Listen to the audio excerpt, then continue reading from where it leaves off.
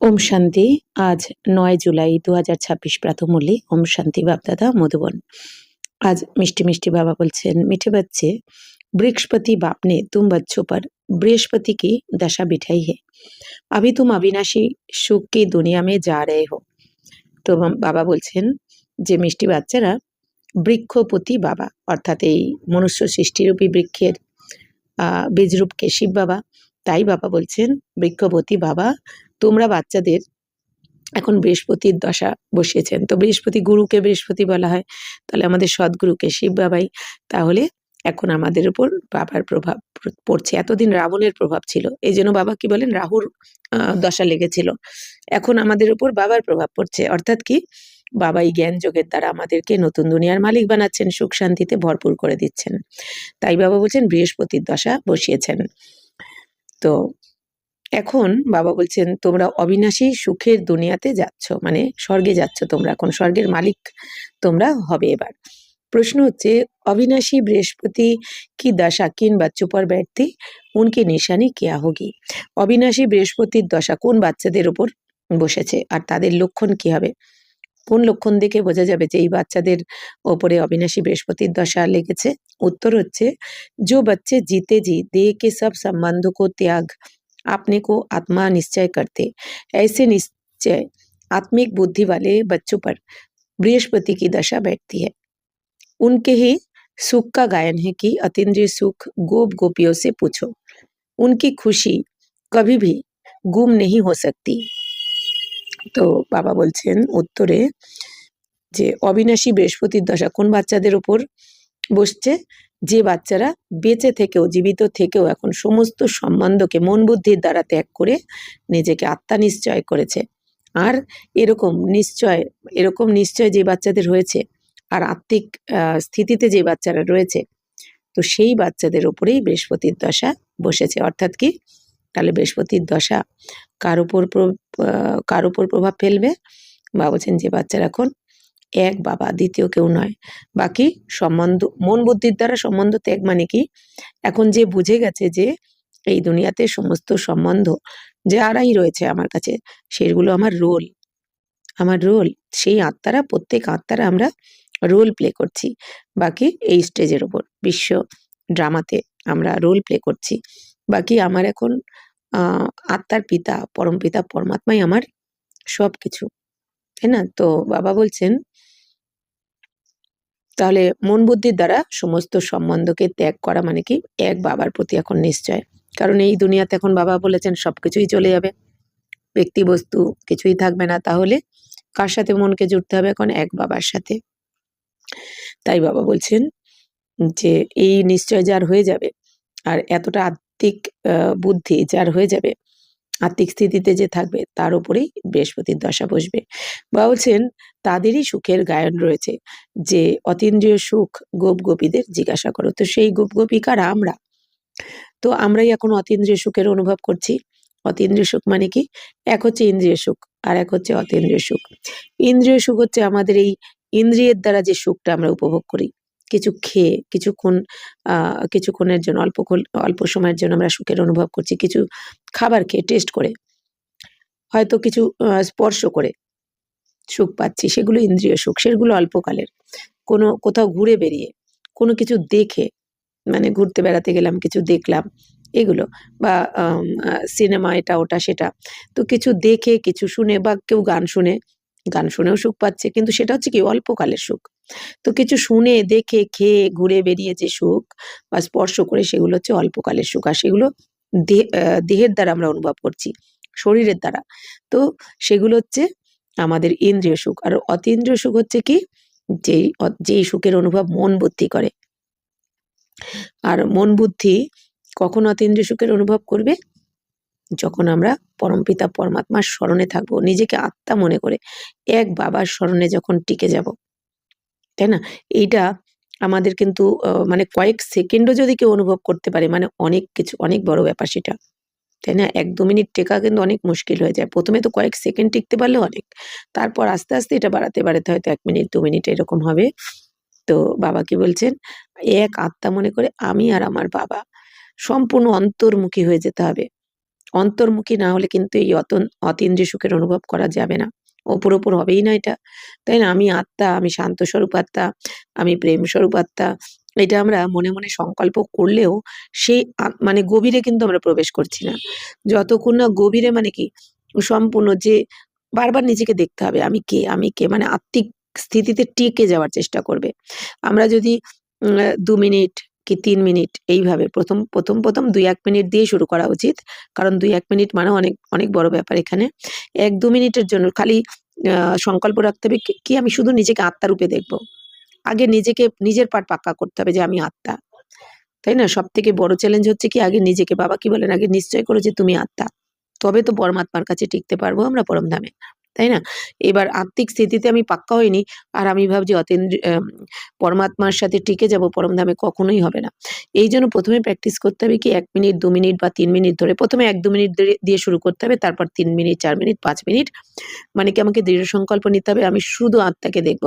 আত্মাকে মানে মন বুদ্ধির দ্বারা, মন সংকল্প করবে আমার আমি আত্মা শান্ত স্বরূপ, আর বুদ্ধি আমার দেখাবে কি আত্মাকেই দেখাবে।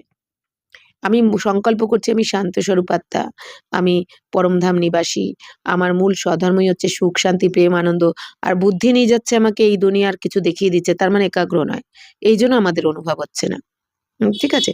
এই জন্য বাবা বলেন না মন বুদ্ধিকে একাগ্র করো, মানে কি আমি দেখবো থার্ড আইয়ের দ্বারা, মন বুদ্ধির দ্বারা আমি দেখবো আত্মাকে একটা বিন্দু স্বরূপ, জ্যোতির্বিন্দু স্বরূপ, আর আমি মন সংকল্পও করবে এই আমাদের কোনো যে কোনো বাবা যে মুরলির জ্ঞান দিয়েছেন আর কি, সেটা সমান হতে পারে বা শ্রীমতের কোনো একটা মুরলির পয়েন্ট হতে পারে, তাই না? তো এইভাবে যখন আমরা একাগ্র হওয়ার চেষ্টা করবো, এবার সেটা 1 মিনিট 2 মিনিট করে হতে পারে, বারবার বারবার আমি আত্মাকে, বা আমি ভাবছি আমি আত্মা, আত্মাকে দেখতে দেখতে ভাবছি যে আমি আত্মাই 84 জন্ম পার্ট প্লে করেছি, কিভাবে কিভাবে আমি সত্যযুগে কিরকম ছিলাম সেই দেবী রূপে দেখছি, বা দাপর থেকে আমি মন্দিরে পূজ্য রূপে দেখছি, কিন্তু মন বুদ্ধি দেখছে কিন্তু আমার আত্মাকেই। আর সংকল্পটাও সেই অনুযায়ী হবে। এইভাবে একাগ্র যখন করব, এইভাবে একাগ্রতার অভ্যাস করতে করতে যখন আত্মিক স্থিতিতে টিকে যাব, এইবার আত্মিক স্থিতিতে টিকে গিয়ে আমি যেন হঠাৎ করে 1 সেকেন্ডের মধ্যে অনুভব করছি যেন আমি আত্মা ভ্রূকুটির মাঝখান থেকে পরমধামে টিকে গেছি। এবার আমি আর বাবা, পরমধামে আর কিছু দেখছি না, আমি আর আমার বাবা। তো এইভাবে যত আমরা প্র্যাকটিস করব তত কিন্তু আমাদের অতীন্দ্রিয় সুখের, মানে যেটা আমরা বুঝতে পারবো, অনুভব করব যে ইন্দ্রিয় সুখ আর অতীন্দ্রিয় সুখের মধ্যে যে ডিফারেন্সটা, তখন আমরা বুঝতে পারবো। আর এই অতীন্দ্রিয় সুখের অনুভব, এই অতীন্দ্রিয় সুখের অনুভব যদি আমরা কয়েক সেকেন্ডও করতে পারি, সারাদিন এর প্রভাব থাকে। তখন এই দুনিয়ার কোনো কিছু আকর্ষণ করবেই না, করতেই পারবে না। এত মানে সুন্দর এই অতীন্দ্রিয় সুখের অনুভব। তাই বাবা বলছেন যে এই অতীন্দ্রিয় সুখের অনুভব কারা করে? গোপ গোপীরাই করে, অর্থাৎ আমরা করি। তাহলে আমরা মানে কারা করবে? যাদের নিশ্চয় হয়ে গেছে আমি আত্মা, তো আত্মিক স্থিতিতে যে টিকতে পারে সেই কিন্তু করবে, এই অনুভব করবে। তাই বাবা বলছেন তাদের উপরেই বৃহস্পতির দশাও লাগবে। তো উনকি খুশি কভি ভি গুম নেই হো সকতি, তো তাদের খুশি কখনো কোনো ব্যাপারেই হারাবে না। অর্থাৎ কি যাই কিছু পরিস্থিতি আসুক, সে ঠিক মানে কি সে জ্ঞানকে বুঝেছে, সে ড্রামাকে বুঝেছে, সে আত্মা আর পরমাত্মার মানে আত্মিক স্থিতিতে সে টিকে গেছে। তাই বাবা বলছেন তাদের খুশি তো কখনোই হারিয়ে যাবে না। গীত বেজেছে ओम नमः शिवाय, ओम शांति। बच्चों ने बाप की महिमा सुनी। आज के दिन को कहा ही जाता है वृक्षपति डे, जिसको मिलाकर कहा है बृहस्पति। বাবা বলছেন বাচ্চারা তো বাবার মহিমা শুনেছে যে এই ওম নমঃ শিবায় গানটার মাধ্যমে। তো আজকের দিনে বাবা বলছেন বলা হয় কি বৃক্ষপতি ডে। তো যেটাকে বাবা বলছেন আসলে কথাটা কি বৃহস্পতি। তো এই বৃক্ষপতি থেকেই কিন্তু বৃহস্পতি কথাটা এসেছে। আমরা যে বৃহস্পতিবার বলি, তো এটা আসলে বৃক্ষপতি থেকেই এসেছে। তো ইनको ही गुरुवार भी कहा जाता है, তো একে গুরুবারও বলে। তাহলে বৃহস্পতি বা গুরু কে? আমাদের শিব বাবা। তো না সির্ফ গুরুবার পরন্তু সদ্গুরুবার, বাবা বলছেন শুধু গুরুবার নয় সদ্গুরুবার, তাহলে সদ্গুরু আমাদের শিব বাবা। তো বাঙ্গাল মেয়ে বহুত মানতে, তাই না? আমাদের এই পশ্চিমবাংলায় তো এই খুবই মানে। तो गाया जाता है मनुष्य सृष्टि का बीज रूप, इसलिए बृहस्पति कहते। তো কি গায়ন রয়েছে? বা বলছেন মনুষ্য সৃষ্টির বীজ রূপ, এই জন্য বৃক্ষপতি বলা হয়। তাহলে বীজ রূপ কে? শিব বাবা, এই জন্য বৃক্ষপতি মানে শিব বাবাকেই বলা হচ্ছে। বীজ ঠেরা তো পতি ভি ঠেরা, তাহলে বাবা বলছেন বীজ রূপ মানে কি শিব বাবা যেমন বীজ, এই মনুষ্য সৃষ্টির বীজ। তো বাবা তারপর পতিও তাহলে অর্থাৎ স্বামী প্রভু। তো বৃক্ষকে বীজ কো বাপ ভি কহেंगे, তাহলে এই বৃক্ষের বীজকে বাবাও বলা হয়, বাবাই বলে। তো উনসে বৃক্ষ উৎপন্ন হতা है। তো বাবা বলছেন বীজ থেকেই তো একটা বৃক্ষের উৎপন্ন হয়, তাহলে এই শিব বাবা বীজ রূপ, সেখান থেকেই তো এই মনুষ্য সৃষ্টিরূপী বৃক্ষের উৎপত্তি হলো। ये है মনুষ্য সৃষ্টিরূপী ঝাড়। তো এই যে বৃক্ষপতি বাবা বলছেন কি এটা মনুষ্য সৃষ্টিরূপী বৃক্ষের ঝাড়। इनका बीज ऊपर में है, तुम जानते हो, हम बच्चों पर अब अविनाशी बृक्षपति की दशा है, क्योंकि अविनाशी स्वराज्य मिल रहा है। বাবা বলছেন বাচ্চারা দেখো এই দুনিয়াতে যে কোনো গাছের বীজ কোথায় থাকে? মাটির নিচে থাকে। আর মনুষ্য সৃষ্টির বীজ কোথায় থাকে? ওপরে, মানে পরমধামে, তাই না? ঝাড়টা এখানে নিচে। তাই বাবা বলছেন যে তো তোমরা এখন জেনেছো, তাই না, যে অবিনাশী বৃক্ষপতির দশা কেন বলছে? কারণ তোমরা অবিনাশী স্বরাজ্য পাচ্ছ এখন, মানে তোমাদের স্বর্গ রাজত্ব পাচ্ছ 21 জন্মের জন্য। তো সত্য কে দিচ্ছেন? আমাদের শিব বাবা। তো সত্যুকো কাহা হি जाता है अविनाशी सुखधाम। तो सत्ययुग के की বলা হয়? অবিনাশী সুখধাম বলা হয়। কলিযুগ को कहा जाता है विनाशी दुखधाम। তাহলে সত্যযুগকে বলা হয় অবিনাশী সুখধাম, আর কলিযুগকে বলা হয় বিনাশী দুঃখধাম। অর্থাৎ কি কলিযুগ এখন কি বিনাশ হবে, এই দুঃখের বিনাশ হবে, তাই না? তো বাবা বলছেন কি আমাদের এই দুঃখধামে কি হয়? আমাদের সুখ শান্তি বিনাশ হয়ে গেছে। আর সত্যযুগকে অবিনাশী সুখধাম মানে কি ওখানে আমাদের সুখ শান্তি কখনো বিনাশ হয় না, অবিনাশী থাকে আমাদের সুখ শান্তি 2500 বছর। তো अभी দুঃখধাম কা বিনাশ হোনা হে, তাহলে এখন এই দুঃখধামের তো বিনাশ হয়ে যাবে। তো বাবা এসেছেন আমাদের এই দুঃখধাম থেকে এখন সুখধামে নিয়ে যেতে। সুখধাম अविनाशी है, आधा कल्प चलता है, जो अविनाशी बृहस्पति स्थापन कर रहे हैं। তো সুখধাম হচ্ছে কি অবিনাশী, মানে 2500 বছর আমাদের সুখকে কেউ কেড়ে নিতে পারে না, ওখানে রাবণ থাকে না। তো অর্ধেক কল্প অর্থাৎ 2500 বছর এই অবিনাশী বৃক্ষপতি স্থাপন করছেন। তো বাবা বলছেন এই অবিনাশী সুখ শান্তি আমাদের শিব বাবাই স্থাপন করছেন। তো बच्चों को सर्विस के लिए पॉइंट्स নোট করে নিয়ে, তো বাবা কি বলছেন বাচ্চারা, তো তোমরা সেবার জন্য এই পয়েন্টগুলোকে নোট করো যে কোন কোন পয়েন্ট আমরা তুলে ধরবো সবার সামনে, কিভাবে বোঝাতে হবে কোন। तो बाबा बोलছেন प्रदर्शनी में ये पॉइंट्स मुख्य समझाने की है, क्योंकि मुख्य तो कुछ भी जानते नहीं, मनुष्य तो कुछ भी जानते नहीं, बरोबर ये है ज्ञान। अब बाप ये ज्ञान देते ही है नई और पुरानी दुनिया के बीच में, फिर ये प्राय लोप हो जाता है, देवताओं को ये ज्ञान नहीं होता है। তাহলে বাবা কেন বলছেন যে বাবা যে পয়েন্টগুলো বলছেন সেগুলো বোঝাতে হবে প্রদর্শনীতে, কারণ বাবা বলছেন এই জ্ঞানের পয়েন্টগুলো এই দুনিয়ার মানুষ কেউ জানে না। তাই এখন বাবা আমাদের তো এই শ্রেষ্ঠ জ্ঞান দিচ্ছেন। কি বলছেন বাবা? যে নতুন দুনিয়ার পুরানো দুনিয়ার মাঝখানের সময়, অর্থাৎ কলিযুগের শেষ আর সত্যযুগের শুরুর যে মাঝখানের সময়টা, তো সেই সঙ্গমের সময়টা বাবা আসেন। তারপর বাবা বলছেন এই সময়টাও এরপর কী হবে? প্রায় লোপ হয়ে যাবে, অর্থাৎ এই জ্ঞানটা লোপ হয়ে যাবে বাবা বলছেন এরপর সত্যযুগ থেকে। তো বাবা বলছেন দেবতাদের তো এই জ্ঞান থাকবে না। अगर ये चक्र का ज्ञान हो तो फिर राजाई में मजा ही ना आए। तो अभी भी तुमको ख्याल होता है ना, क्या राज्य लेकर फिर हमारी ये हालत होगी। বাবা বলছেন দেখো বাচ্চারা এই জ্ঞান কেন লোপ হয়ে যাবে? কারণ তোমরা দেবী দেবতা হয়ে যদি এই জ্ঞান মনে থাকে ওই সময়, যদি এটা ড্রামার নিয়ম থাকতো যে দেবী দেবতাদের এই জ্ঞান মনে থাকবে, তাহলে কিন্তু তোমরা সত্যযুগের এই শ্রেষ্ঠ যে সুখ, সেই রাজত্বের যে সুখ, সেই মজা তোমরা নিতে পারতে না, সম্পূর্ণ মজা তোমরা পেতে না। বাবা বলছেন দেখো এখনই তোমরা অনেক সময় খেয়াল করো যে আস্তে আস্তে আমরা আবার নিচে নেমে যাব, রাজত্ব করতে করতে আমরা দেবী দেবতা ধর্ম থেকে আবার নিচে নেমে পড়বো। তো এখন যেমন মনে হয়, বাবা বলছেন তাহলে ওই সময় যদি মনে থাকতো, তবু এখন কি খুশিও হচ্ছে যে না আমরা এখন তো স্বর্গে যাচ্ছি, 2500 বছর দুঃখ থাকবে না। কিন্তু সত্যযুগে যদি এটা মনে থাকতো, বাবা বলছেন তাহলে এই সুখ তোমরা সম্পূর্ণ সুখ নিতে পারতে না। তাহলে তো স্বর্গে দুঃখ আসলে কে বলবে সেটা স্বর্গ?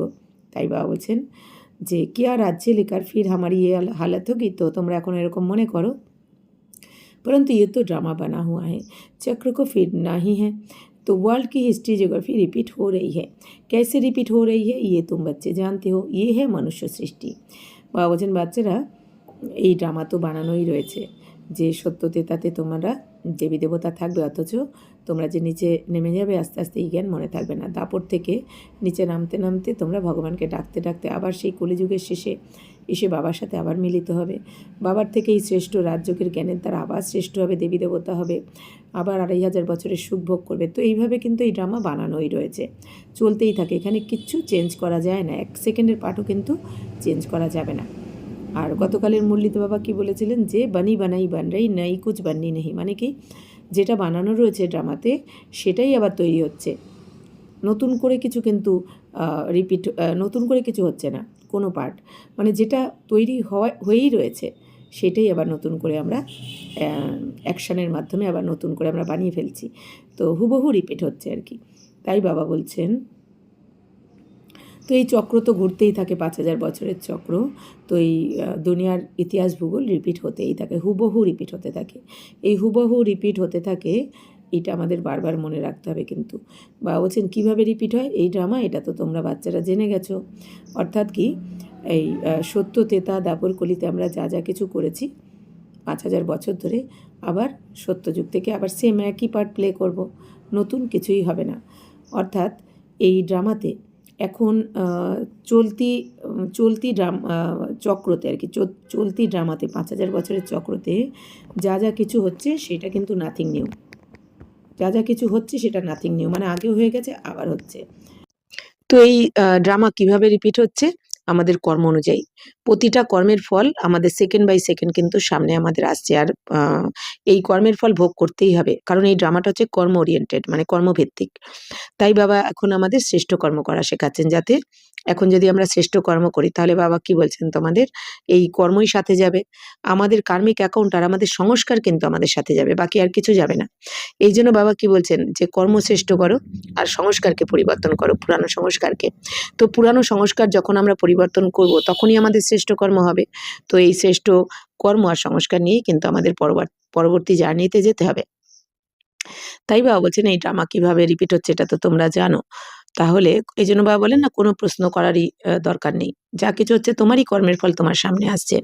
তাই না? অনেকে হা হুতাশ করতে থাকে, কেন আমার সাথে এরম হলো, কেন এটা হলো, কেন ওটা হলো, এ ঠকালো ও ঠকালো, হ্যাঁ, নানা রকম প্রশ্নের শেষ নেই। কিন্তু বাবা কি বলছেন, তোমাকে না ঠকালে কেউ তোমায় ঠকাতেই পারবে না।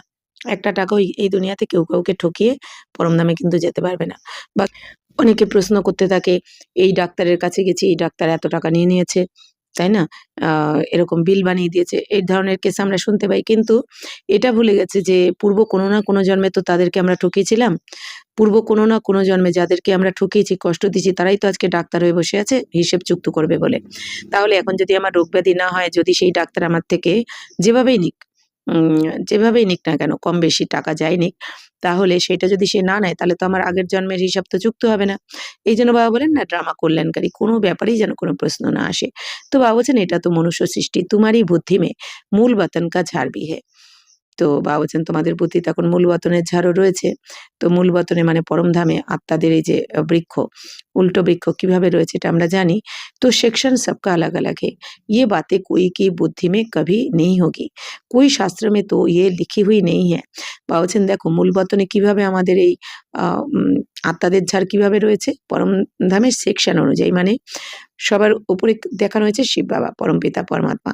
তো বাবার ঠিক নিচেই 8 মালা, 108 মালা, তাই না? 16,108 মালা, তারপরে 9 লাখ। তো এইভাবে সত্যযুগের আত্মা, তারপর ত্রেতা যুগের আত্মা, তারপর দাপরের ধর্মাত্মা। তো প্রতিটা ধর্মাত্মার নিচে এখন ছবি দেখলে বোঝানো যেত যে ধর্মাত্মাদের নিচে দাপর থেকে ওই ধর্মের যে আত্মারা রয়েছে, তাই না? এইভাবে আমরা যদি পরমধামের এই উল্টো বৃক্ষ, মানে আত্মাদের উল্টো বৃক্ষটা ভালো করে যদি দেখি আমরা, তাহলে এটা বোঝা যাবে যে প্রত্যেকের সেকশন আলাদা আলাদা, তাই না? তো ঠিক এইভাবেই এখন এই যে বিনাশের সময়ও যখন প্রত্যেক আত্মারা ঘরে চলে যাবে, তো প্রত্যেক আত্মা যে যার সেকশনেই ওখানে বসে পড়বে, কিন্তু যার যেখানে সিট আর কি। তো বাবা বলছেন এটা অটোমেটিক হয়ে যাবে এরকম।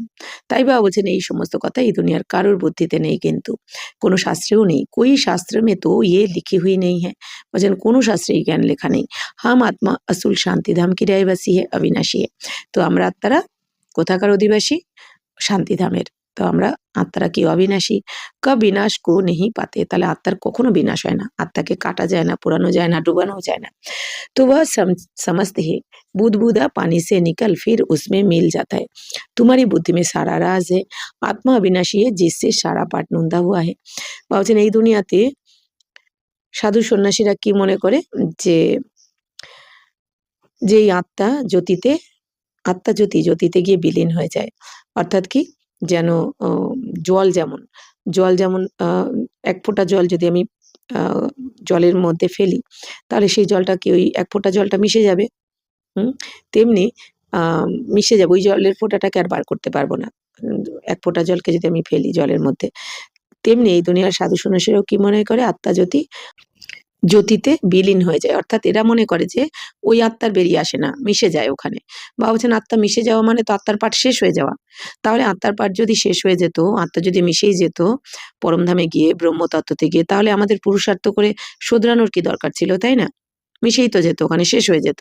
কিন্তু বাবা বলছেন আত্মা তো অবিনাশী, আত্মার কখনো বিনাশ হয় না। এই জন্যই আমাদের এইখানে সব ওই সংস্কার পরিবর্তন করাচ্ছেন বাবা, কারণ আমাদেরকেই আবার আসতে হবে সত্যযুগে পাঠ প্লে করতে। তাই বাবা বলছেন এই আত্মা তো অবিনাশী, আত্মার মধ্যেই সম্পূর্ণ পাঠ রেকর্ড করা রয়েছে, প্রত্যেক আত্মার মধ্যে। যার যতটা পাঠ, যেরকম পাঠ, প্রত্যেক আত্মার মধ্যে 84 জন্মের পাঠ কিন্তু রেকর্ড করাই রয়েছে। এটা তারা জানে না। তো ये चक्र का नॉलेज कोई শাস্ত্র में नहीं है। তো এই চক্রের, এই 84 চক্রের নলেজ কোনো শাস্ত্রতে লেখা নেই। তাহলে এই যে বাবা বলছেন প্রত্যেক আত্মার মধ্যে যার পাঠ রেকর্ড করাই রয়েছে। তাহলে আমরা এই যে অনেক সময় এই দুনিয়ার কারো ব্যবহার বা যেকোনো কিছু দেখে প্রশ্ন করতে থাকি, এ কেন এরম বলল? কেন এরম করল? এজন্য বাবা কেন বলেন কোনো প্রশ্ন করবে না, কারণ তার আত্মার মধ্যে যেটা রেকর্ড রয়েছে সেই পাঠটাই তো প্লে করবে। সে চাইলেও কিন্তু এই পাঠটা চেঞ্জ করতে পারবে না। কেউ ভাবছে ভাবছে আমি রাগ করব না, কেউ ভাবছে আমি এটা করব না, ওটা করব না। কিন্তু তাকে করতে হবে কেন? তার আত্মার মধ্যে এটা রেকর্ড করাই রয়েছে। এবার কেন রেকর্ড করা রয়েছে? কারণ কর্ম অনুযায়ী সবকিছু, কিন্তু প্রত্যেকের পাঠ কর্ম অনুযায়ী রেকর্ড করাই রয়েছে আত্মার মধ্যে। তাই বাবা বলছেন কি যে, "বাচ্চারা তুমি এখন শুধরে যাও। তোমাকে এখন নতুন করে কাউকে দুঃখ দেওয়া যাবে না।" বাবা বলছেন, "তুমি যদি এখনো নতুন করে কাউকে দুঃখ দিতে থাকো, খারাপ ব্যবহার করতে থাকো, তাহলে আবার কার্মিক অ্যাকাউন্ট বানালে তো আবার তোমাকে সেটা রিটার্ন নিতে হবে।" তো অন্তিম জন্মে বাবা কি বলেন? এখন চুক্ত করতে হবে। নতুন করে বানালে হবে না কার্মিক অ্যাকাউন্ট। তো বাবা বলছেন যে, "तो भल कहाँ-कहाँ स्वास्तिका भी दिखाते हैं, चक्र की सिर्फ ऐसे-ऐसे लकीर लगा देते हैं, जिससे सिद्ध होता है अनेक धर्म थे।" বাবা বলছেন দেখো অনেক জায়গায় স্বস্তিকা চিহ্ন দেখিয়ে দেয়। কিন্তু স্বস্তিকা চিহ্নের মানেটাও তো এই দুনিয়া জানে না। স্বস্তিকা মানে কি? স্বস্থিতিতে থেকে এই সৃষ্টি চক্রকে জেনে শুভকর্ম করা। কিন্তু বাবা বলছেন তাহলে এই দুনিয়াতে না কেউ নিজের জ্ঞান রয়েছে যে স্বস্থিতিতে থাকবে কি করে? নিজের তো জ্ঞানই নেই যে আমি আত্মা। আর সৃষ্টিচক্র কেউ জানে না। তাই বাবা বলছেন এই সৃষ্টিচক্রের জ্ঞান কারোর কাছে নেই। কিন্তু স্বস্তিকা চিহ্ন দেখিয়ে দেয়। তো বাবা বলছেন এই চক্রতে বাবা বলছেন যে এইভাবে তারা দাড়ি টেনে দেয়। তো যার ফলে বোঝা যায় যে কি অনেক ধর্ম ছিল। तो बाप ने समझाया है मुख्य धर्म और शास्त्र है 4। सतयुग त्रेता में तो कोई धर्म स्थापन होता नहीं, ना वहाँ कोई धर्मशास्त्र होता है। বাবা বলছেন দেখো এই যে চক্রকে এই স্বস্তিকা চিহ্নের দ্বারা যে এঁকে দেখিয়ে দেওয়া হয়েছে, কিন্তু বাবা বলছেন এর মাধ্যমে কি প্রমাণ হচ্ছে যে অনেক ধর্ম রয়েছে।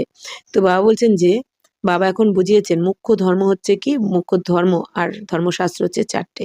তাহলে মুখ্য ধর্ম হচ্ছে কি কি? তো মুখ্য ধর্ম হচ্ছে আদি সনাতন দেবী দেবতা ধর্ম, ইসলাম ধর্ম, বৌদ্ধ ধর্ম আর খ্রিস্টান ধর্ম, এই 4টে। তো এই 4টে ধর্মশাস্ত্র বাবা বলছেন প্রধান। তো ये सब द्वापर में शुरू होते। তো বাবা বলছেন এই ইসলাম, বৌদ্ধ আর খ্রিস্টান ধর্ম এগুলো তো দাপর থেকে শুরু হবে। ফির দেখো কিতনি বৃদ্ধি হতি है। তো বাবা বলছেন তারপর দেখো কত বৃদ্ধি হতে থাকে। আচ্ছা গীতা কব শোনাই গই? বাবা বলছেন গীতা তাহলে কবে শোনানো হয়েছিল? এই দুনিয়া কি মনে করে দাপরে শ্রীকৃষ্ণ গীতা শুনিয়েছেন। কিন্তু বাবা কি বলেন শ্রীকৃষ্ণ তো থাকবে সত্যযুগে, আর সত্যযুগে তো গীতা জ্ঞান দেওয়ার প্রয়োজন পড়বে না, কারণ ওখানে কারো দুঃখই থাকে না।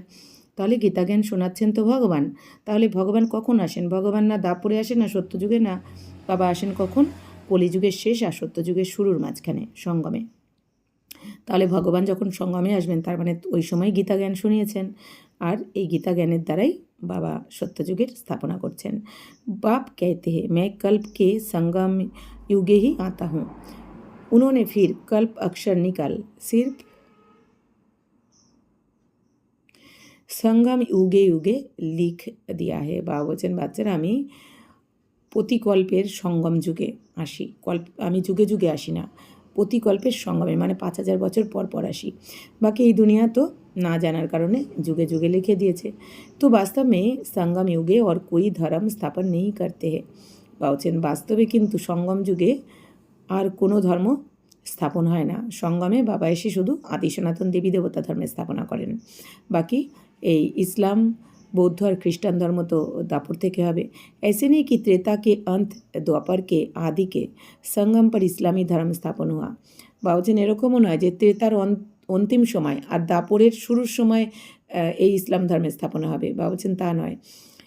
कहेंगे द्वापर में स्थापन हुआ, তো কি বলা হয় দাপরে স্থাপন হয়েছিল। তো ইয়ে সঙ্গম কা সুহাবনা সময় হ্যাঁ, তাহলে এখন হচ্ছে কি সঙ্গম যুগের সবথেকে সুন্দর একটা সময়। তো जिसको কুম্ভ कहते, তো একেই বলা হয় কুম্ভ। কুম্ভ মানে কি মিলন, তাহলে কার মিলন? আত্মার সাথে পরমাত্মার মিলন, যেটা এই দুনিয়া সাগরের সাথে গঙ্গার মিলন দেখিয়ে দিয়েছে, গঙ্গাসাগর বলে না। তো কুম্ভ সঙ্গমকে কাহা যাতা হয়, তাহলে কুম্ভ হচ্ছে এই সঙ্গমকে বলা হয়, কিন্তু এই দুনিয়া জলের নদীর সঙ্গমকে দেখিয়ে দিয়েছে। কিন্তু আসলে সঙ্গম মানে এই যে আত্মার পরমাত্মার মিলন 5000 বছর পর। तो ये है आत्माएं और परमात्मा के मिलन का संगम। ये रूहानी मेला संगम पर ही होता है। তাহলে এই আত্মিক মেলা আমাদের রুহানি মেলা, মানে আত্মিক মিলন মেলা কখন হয়? এই সঙ্গমে হয়।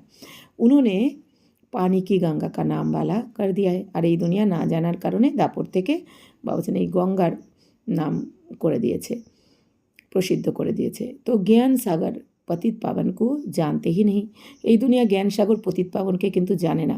এই যে বলে না সব তীর্থ বারবার গঙ্গাসাগর একবার, ভক্তিমার্গে এটা বলে, কিন্তু কোন ওরা কি বলে গঙ্গাসাগর একবার, একবার মানে কি? তাহলে এই যে আমরা জ্ঞান গঙ্গা আর জ্ঞান সাগরকে শিব বাবা, অর্থাৎ কি আমরা আত্মারা আর শিব বাবা পরমাত্মা, আমাদের মিলন পুরো কল্পের এই একবারই হচ্ছে, তাই না? সঙ্গমের সময়। কিন্তু এটা না জানার কারণে মানে পুরো কল্পে একবারই মিলিত হই, তো এই দুনিয়া জানে না বলে কি বলে দেয় ভক্তিমার্গে যে একবার গঙ্গাসাগরের যাওয়া উচিত, তীর্থ করা উচিত, তাই না বলে দেয়। তো उसने कैसे पति दुनिया को पावन बनाया कोई शास्त्र में है नहीं। তো বাবা বলছেন পতিত পাবনকে তো এই দুনিয়া জানেই না, যে পতিত পাবন তো শিব বাবা। তো পতিত দুনিয়াকে শিব বাবা এসে কীভাবে পবিত্র বানান, এটা তো কোনো শাস্ত্রে লেখা নেই যে শিব বাবা এসে রাজযোগের জ্ঞানের দ্বারা সঙ্গমে এসে পতিতদেরকে পবিত্র বানান, এটা কোনো শাস্ত্রে লেখা নেই। এই জন্য এই দুনিয়া নিজের নিজের মতামত লিখে দিয়েছে। अब तुम बच्चों को बाप कहते मामे कम याद करो, दे के सब धर्म त्यागो, किसको कहते हैं आत्माओं को। বাবা বলছেন এখন বাবা এসে বাচ্চাদের বলছেন বাচ্চারা তোমরা আত্মা মনে করে এখন আমাকে স্মরণ করো, মানে বাবাকে স্মরণ করো, অর্থাৎ বাবা শ্রীমতে চলো। আর বাকি এই দেহের সব সম্বন্ধকে এখন মন বুদ্ধির দ্বারা ত্যাগ করো, অর্থাৎ এই দেহ আর দেহের দুনিয়ার সাথে আমার কোনো মতলব নেই, আমি আর আমার বাবা, তাই না? কারণ এই দুনিয়ার কোনো কিচ্ছুর সাথে যাবে না, এগুলো অ্যাক্টিং পার্ট, তাই না? তাই বাবা বলছেন, তো কাকে বলছেন বাবা? আত্মাদেরকে বলছেন। ইসকো কাহা যাতা है জিতে জি মারনা, তো একেই বলা হয় কি বেঁচে থেকেও মরে যাওয়া, মানে শরীরে রয়েছি, অর্থাৎ আমি যেন মৃত মানুষ যেমন মারা গেলে কিছু মনে থাকে, তাদের কিচ্ছু মনে থাকে না। ঠিক বাবা কি বলছেন, তোমাদের স্থিতি এই লাস্ট জন্মে এরম হওয়া উচিত এখন, কারণ এখন আমাদের দ্বারা অনেক বড় সেবা হতে চলেছে। তাহলে এই দুনিয়াতে ফেসে থাকলে, দেহভানে থাকলে তার দ্বারা এত বড় সেবা সম্ভব হবে না। তাই বাবা বলছেন তোমাদের এখন জীবিত থেকেও মর্জিবা হতে হবে, অর্থাৎ কি মৃতদের মতো, তারা যেমন মারা গেলে যেমন কারোর কথা কিচ্ছু মনে থাকে না, তোমাদের ওই স্থিতি হয়ে যেতে হবে এখন মন বুদ্ধিতে, এক বাবা দ্বিতীয় কেউ নয়, তবেই আমরা এই শ্রেষ্ঠ সেবাটা করতে পারবো। তাই বাবা বলছেন মনুষ্য শরীর छोड़ते तो देह के सब संबंध छूट जाते हैं। তো মানুষ যখন মারা যায় দেহের সমস্ত সম্বন্ধের সাথে, মারা যাওয়ার সাথে সাথে কি হয়, সমস্ত সম্বন্ধ ব্যাস ওইখানেই সমাপ্ত হয়ে যায়, তাই না? তাই বাবা বলছেন যে তোমাদেরও এখন ওই রকম মনের স্থিতি হতে হবে। এটা শুনতে তো সোজা লাগছে, কিন্তু এটা মনন চিন্তনের দ্বারা, প্র্যাকটিসের দ্বারা, অভ্যাসের দ্বারা, অভ্যাস ছাড়া হবেই না এই স্থিতি। तो बाप कहते हैं जो भी देह के संबंध है वह सब छोड़ अपने को आत्मा निश्चय करो।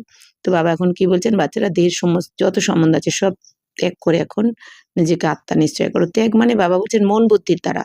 মন বুদ্ধির দ্বারা ত্যাগ মানে কি, নিজেকে নিজে বুঝিয়ে দিতে হবে যে কেউ আমার সাথে মা বাবার রোল প্লে করছে, কেউ স্বামীর, কেউ স্ত্রীর, কেউ সন্তানের, কেউ বন্ধু বান্ধব, যাই হোক না কেন, দাদা দিদি ভাই বোন, সব রোল, রিয়েল কিচ্ছু নয়। রোল প্রতি জন্মে আলাদা আলাদা আমি রোল পেয়েছি। এই জন্মে এদের সাথে রোল প্লে পেয়েছি, তাহলে আগের জন্মে, প্রতি জন্মে, আগের 83টা জন্মে আমাদের 83 জন্মের কিছুই এখন সাথে নেই, মনেও নেই, তাই না? তো তেমনি এই জন্মেরও কিছুই তো থাকবে না, না মনে থাকবে না কিছু। তাহলে এখন যদি আমি মোহতে জড়িয়ে যাই, তাহলে আমি ফেল করে গেলাম, তাই না? তাহলে আমার বুদ্ধিমান তো হলামই না। তাই বাবা বলছেন তাহলে এখন বুদ্ধিমানের পরিচয় দিতে হবে যে মনে মনে নিজেকে বোঝাতে হবে যে যা কিছু আমার সাথে রয়েছে, যে কোনো ব্যক্তি, বস্তু, পদার্থ, এটা আমি লাস্ট জন্মের অ্যাক্টিং এর জন্য পেয়েছি, আমার কর্ম অনুযায়ী পেয়েছি, আমার সাথে রয়েছে। আমার কার্মিক অ্যাকাউন্ট যুক্ত হলে সব সমাপ্ত হয়ে যাবে। তো এটা বুঝিয়ে নিজেকে ডিট্যাচ করে নিতে হবে। আর মন বুদ্ধিকে বাবার সাথে, মন বুদ্ধি এই যে এই দেহ আর দুনিয়ার সাথে জুড়ে ছিল, বাবা বলছেন এখন মন বুদ্ধিকে বুঝিয়ে এই দেহ আর দেহের দুনিয়ার থেকে ডিট্যাচ করে বাবার সাথে জুড়ে দিতে হবে মন বুদ্ধিকে আমাদের। এটাই করতে হবে। বাবা বলছেন নিশ্চয় আত্মিক বুদ্ধি বানো। তো বাবা বলছেন যে বাচ্চারা তোমার এখন নিশ্চয় বুদ্ধি চাই, নিশ্চয় निश्चित आत्मिक बुद्धि होते হবে তোমাকে। তো जितना जास्ती याद करेंगे तो বৃহস্পতি কি দশা होगी। এবার যত বাবার এই যে শ্রীমতগুলো মেনে চলবো, নিজেকে যত মানিয়ে নেব, গুছিয়ে নেব, বুঝিয়ে দেব, তত বৃহস্পতির দশা হবে। হবে মানে কি, ছোট ছোট ব্যাপারে আমরা দুঃখী হব না। ছোট কেন, এই যে বাবা বলছেন মাথায় প্রত্যেক জনের মাথায় দুঃখের পাহাড় ভেঙে পড়বে, কত কিছু হতে চলেছে, নিঃস্ব হয়ে যাবে দুনিয়া, প্রত্যেকে হারাবে। বাবা বলেছেন না, সব দিক থেকে নিঃস্ব হয়ে যাবে। তখন এক বাবা ছাড়া তো কিছুই থাকবে না। কিন্তু সেই স্থিতিটা এখন থেকেই যদি আমরা মানিয়ে নিই, নিজেকে বুঝিয়ে দিই, তাহলে যত বড়ই পরিস্থিতি হোক না কেন, আমাদের মনের স্থিতি কিন্তু টলমল করবে না। তখন নিজেও খুশি থাকবো, বাকি এই দুনিয়ার যারা যে আত্মারা ত্রাহি ত্রাহি করবে, যারা দুঃখী হয়ে পড়বে, অশান্ত হয়ে পড়বে, তাদেরকেও আমরা সুখ শান্তির রাস্তাটা দেখাতে পারবো, তাদের একটু শান্তির অনুভব করাতে পারবো আমরা। কিন্তু কখন, যখন নিজেকে নিজে বুঝিয়ে আমি সুখ শান্তির অনুভব করব। তার মানে কি, সেই পাওয়ারটা নিজের মধ্যে থাকতে হবে। जांच करो हम शिव बाबा को कितना याद करते। বাবা বলছেন এখন তুমি চেক করো যে শিব বাবাকে কতটা স্মরণ করো সারাদিনে। তো याद से ही কাঠ নিকালতি যায়গি और तुमको খুশি होगी। বাবা বলছেন যত বাবাকে স্মরণ করবে তত তোমার এই খাদ বেরিয়ে যাবে আর তোমার খুশি হবে। তাহলে কি করে বুঝবো যে আমি বাবার স্মরণে সত্যি আছে কিনা, বা আমি ঠিকঠাক মতো অভ্যাসে রয়েছে কিনা, বা আমার মধ্যে সুধার আসছে কিনা। যে কোনো পরিস্থিতিকে দেখতে হবে, ছোট থেকে ছোট, বড় থেকে বড়, যে কোনো পরিস্থিতি আসুক, দেখতে হবে যে আমার মন বুদ্ধি কি চিন্তায় ডুবে যাচ্ছে, আমার মধ্যে কি ভয়ের উদ্রেক হচ্ছে, আমার মধ্যে চিন্তা ভাবনা হচ্ছে, টেনশন হচ্ছে। তো যে কোনো এগুলো হচ্ছে মানে বুঝতে হবে আমার ইয়াদের পাওয়ার কম রয়েছে। তার মানে কি, সঙ্গে সঙ্গে আমাকে কেন হলো এটা, আমার সাথে কেন আমার মধ্যে ভয় লাগছে, কেন আমার টেনশন হচ্ছে, কেন আমার চিন্তা হচ্ছে, তো কেন আমার হতাশ লাগছে, কেন আমার শরীরটা খারাপ হচ্ছে টেনশন করে, তাই না? তার মানে সেই জায়গাটা নিজেকে এবার মনন চিন্তন করতে হবে যে এটা কেন হলো, আর বাবার শ্রীমত অনুযায়ী কিভাবে আমি ড্রামার পয়েন্ট দিয়ে কিভাবে সেটা সমাপ্ত করব। তো এইভাবে তখন যদি আমরা মনন চিন্তনের দ্বারা নিজেকে বুঝিয়ে দিই, এইভাবে একবার নয়, বারবার করতে করতে তখন কিন্তু আমরা শক্তিশালী হয়ে যাব। একবার, দুবার, তিনবার, এবার পাক্কা হয়ে যাবে। তাই বাবা বলছেন যে এবার চেক করো তাহলে কতক্ষণ তুমি স্মরণে থাকো বাবার। তুমি দুঃখী হয়ে পড়ছো মানে, টেনশন হচ্ছে মানে, ভয় হচ্ছে মানে, মনে বুঝতে হবে যে আমার স্মরণ কম রয়েছে। তো খুশি भी कम रहेगी, এই জন্য খুশিও কমে যাবে, পদ भी कम पाएंगे। তাহলে এখানে খুশি কম মানে কি, ওখানেও পদ কম পেয়ে যাবে। তার মানে কি, তুমি কম পাওয়ারফুল, যে যত পাওয়ারফুল হবে আত্মা তত তার খুশি কায়েম থাকবে, गायब হবে না। तो आत्मा ही सतो रजोतमो बनती है, इस समय का ही गायन है गोप गोपियों के अतीन्द्रिय सुख का। বা বলছেন এই সময়েরই তো গায়ন রয়েছে গোপ গোপীদের অতীন্দ্রিয় সুখে। তাহলে সেই গোপ গোপিকারা আমরা। और कुछ भी याद नहीं पड़ता है शिवाय बाप के, तभी खुशी का पारा चढ़ेगा। এই যে বাবা কখন খুশির পারদ উঠতে থাকবে, বাবা ছাড়া কিচ্ছু স্মরণ পড়বে না। অর্থাৎ কি, প্রতিটা পদক্ষেপে, প্রতিটা কর্মে, প্রতিটা পদক্ষেপে আমরা যা কিছু করছি মনসা বাচা কর্মনাতে বাবার শ্রীমত অ্যাপ্লাই করে যদি আমরা এগোই, তাহলে কোনো বাবার শ্রীমত যদি অ্যাপ্লাই করে এগোই আমরা, তাহলে কিন্তু কোনো পরিস্থিতিতেই আমাদের মনের খুশি গায়েব হবে না। বাবা বলছেন তাহলেই মনের খুশির ঊর্ধ্বে থাকবে। तो हमारे ऊपर बृहस्पति की दशा अथवा सद्गुरु की दशा है। तो আমাদের উপরে এখন কি বৃহস্পতির দশা রয়েছে, অর্থাৎ সদ্গুরুর দশা রয়েছে। फिर कभी खुशी गुम हो जाती है तो कहते हैं বৃহস্পতি की दशा बदल রাহু কি बैठी है। এরপর যদি খুশি গায়েব হয়ে যায় আমার মধ্যে থেকে, তাহলে বুঝতে হবে কি বৃহস্পতির দশার বদলে রাহুর দশা বসে গেছে। তাহলে রাহুর দশা বসলো কখন? দেওবানে আসার কারণে। দেহ ভাবার ফলেই হবে। কেউ যদি আমাদের ব্রাহ্মণ পরিবারেও হতে পারে, অজ্ঞানী আত্মাদের মধ্যেও হতে পারে, যদি কেউ কিছু আমাকে বলল, কেউ করলো, টোন-টিচ করলো বা কিছু একটা অপমান করে দিল বা মিথ্যা নিন্দা করে দিল, বদনাম করে দিল, তাহলে আমি দুঃখী হচ্ছি মানে বুঝতে হবে যে আমি দেহবানে এসে গেছি। আমি দেহ ভেবে তাকেও মানে নিজে দেহবানে এসেছি মানে কি সামনের জনকেও দেহধারী ভাবছি। মানে নিজেই ভুলে গেছি আমি আত্মা, তো সামনের জনকেও আত্মার রূপে দেখছি না। এইজন্যই আমার গায়ে লাগছে। তার মানে আমি নিজেকে গা ভাবছি, মানে শরীর ভাবছি, তবেই তো গায়ে লাগছে। আর আমি যদি ভাবি আত্মা, তাহলে দুটো জিনিস দেখতে হবে যে সামনের আত্মা যেটা বলল সেটা আমার ভালোর জন্য বলল কি আমার ক্ষতি হলো। বরং আমাদের এইটা মনে রাখা উচিত, যদি আমার নামে কেউ কিছু বলছে, তাহলে হতে পারে আমার মধ্যে কিছু কমজোরি রয়েছে। সেটা আমি চেক করে নিই, শুধরে নিই, সেই জায়গাটা ঠিক করে নিই। আর যদি মনে করি না আমি তো ঠিকঠাকই চলছি, বাবার শ্রীমতে চলছি, তারপরেও কেউ কিছু বলছে, তাহলে বুঝতে হবে কি যে বলছে আমাকে সে তো নিজেও দেহবানে রয়েছে। তো দেহবানে যেহেতু রয়েছে সে আমার এই শরীরকেই মনে করে বলছে। তাহলে আমাকে তো বলছে না, আমি তো আত্মা। তাহলে শরীরকে বলছে, আমি তো আত্মা নই, তাহলে আমি কেন গায়ে মাখবো? তো এইরকম আমাদের প্রতিটা পদক্ষেপে যদি আমরা শ্রীমত ফলো করে এই সমাধানগুলো করি, তাহলে কিন্তু আমাদের মন বুদ্ধিকে কারোর ক্ষমতা নেই যে নাড়িয়ে দেবে। তাই বাবা বলছেন, कोई बहुत साहूकार होते हैं, कोई सट्टा लगाया ये दिवाला निकला। तो भारत में ही जब ग्रहण लगता है तो कहते हैं दे दान तो छूटे ग्रहण। तुम्हारा देवी देवता धर्म भी 16 कला संपूर्ण था, उनको ग्रहण लगा हुआ है। बाबा বলছেন राहु की दशा बैठती है, इसलिए देवताओं के आगे जाकर गाते हैं आप सर्वगुण संपन्न हो, तो हम पापी कपटी है। বাবা বলছেন দেখো বাচ্চারা, ভারতেই তো এই যে গ্রহণ যখন লাগে মানে দাপর থেকে, এই জন্যই বলা হয় কি দে দান তো ছুটে গ্রহণ, মানে কি যদি দান করো তাহলে এই গ্রহণ কেটে যাবে তোমার। এবার দান মানে স্থূল দান বলে দেয় এই দুনিয়াতে, অন্ন বস্ত্র বাসস্থান এই ধরনের ছোট দান বলে দেয় বা মন্দিরে। কিন্তু বাবা বলছেন এখানে দান ওই দান করলে গ্রহণ ছুটবে না, দান এখানে বিকারের দান করতে হবে। তো বিকারের দান করা তো এই দুনিয়াতে কেউ শেখাতে পারে না, এই জন্য গ্রহণও যায় না কারো। তো এই সঙ্গমে এসে বাবা যখন আমাদের প্রকৃত দান শেখাচ্ছেন যে তোমার যত বিকার আছে সব আমাকে দান করে দাও, তবেই তোমার এই গ্রহণ মানে কি তোমার এই দুঃখ কষ্ট সমাপ্ত হয়ে যাবে। তো বাবা বলছেন যে তোমরা দেবী দেবতা ধর্মের ছিলে, তো তোমরাই 16 কলা সম্পূর্ণ ছিলে। বাবা বলছেন তো তোমাদেরই আবার গ্রহণ লেগে গেছে, মানে মায়া বা রাবণের গ্রহণ লেগে গেছে, মায়ার গ্রহণ লেগে গেছে দাপর থেকে। বাবা বলছেন রাহুর দশা বসে গেছে দাপর থেকে। এই জন্য দেবী দেবতাদের সামনে এসে ভক্তরা গায়ন করে কি যে আপনি সর্বগুণ সম্পন্ন, 16 কলা সম্পূর্ণ, সম্পূর্ণ নির্বিকারী, অহিংসা পরম ধর্ম, আর আমি পাপী কামী কপটি, আমি নির্গুণ হারে মে কোই গুণ নাহি, এইভাবে গায়ন করতে থাকে। তো अभी तुम समझते हो राहु का ग्रहण लगने से सब কালে বান গায়ে। এখন বাচ্চারা তোমরা বুঝে গেছো রাহুর গ্রহণ লাগার জন্যই আমরা আত্মারা কালো হয়েছি, মানে পাপের দাগ লেগেছে। তো চন্দ্रमा की पिछाड़ी में लकीर जाकर रहती है, तो बाप भी समझाते तुम देवी देवताओं के भी चित्र है, गीता ही आदि सनातन देवी देवता धर्म का शास्त्र है। বা বলছেন বাচ্চারা, তো তোমরা দেবী দেবতা ধর্মে তোমাদের দেবী দেবতাদেরও তো চিত্র রয়েছে। तो शिव बाबा बोलছেন गीता হচ্ছে কি आदि सनातन देवी देवता धर्मेर शास्त्र, परंतु ये अपने धर्म को नहीं जानते हैं। বাবা বলছেন দেবী দেবতা ধর্মশাস্ত্র হচ্ছে এই গীতা, কিন্তু তোমরা ভুলে গেছিলে, নিজের ধর্মকেও ভুলে গেছিলে যে তোমরাই এই ধর্মের ছিলে, এই জন্য নিজেকে হিন্দু বলে দিয়েছো। তো रिलीजियस हेड्स की कॉन्फ्रेंस करते हैं, तो तुम वहाँ भी समझा सकते हो ईश्वर सर्वव्यापी तो है नहीं, तो वह तो बेहद का बाप है। বাবা বলছেন যে বাবা বলছেন তোমরা বোঝাতে পারো যে বাবা বলছেন তোমরা এই যে ধার্মিক যে কনফারেন্স গুলো হয় সেখানে গিয়ে তোমরা বোঝাতে পারো যে ঈশ্বর তো সর্বব্যাপী নয়, সর্বব্যাপী ঈশ্বর হচ্ছেন কি অসীম জগতের পিতা, মানে দুনিয়ার সমস্ত আত্মার পিতা, পরম পিতা পরমাত্মা, যাকে বেহাদের বাবাও বলা হয়। তো তিনি সর্বব্যাপী হতে পারেন না, মানে সবার মধ্যে কি করে ভগবান থাকতে পারে? তাহলে তো এই দুনিয়ায় পাপই হতো না। তাই না? তো বাচ্চো কো আকার বর্ষা দেতে, তো অসীম জগতের পিতা এসে আমাদের উত্তরাধিকার দিচ্ছেন, এটা বোঝাও সবাইকে। সাধু সন্ত আদি কো তো বর্ষা মিলতা নেই, তো মানেঙ্গে ক্যাসে?